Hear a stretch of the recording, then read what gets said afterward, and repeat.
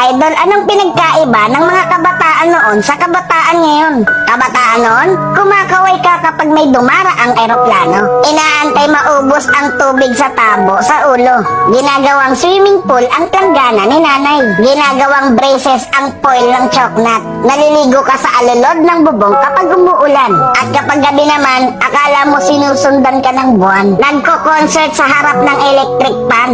Kabataan ngayon, ang problema ay pera at cellphone. Ang problema lang namin noon kung paano makatakas sa bahay para di matulog ng tanghali. Lumaki man kami sa palo, aminin natin mas maraming nire-respeto na magulang sa panahon noon kaysa ngayon. Mga kabataan ngayon, isang chat lang, may jowa na.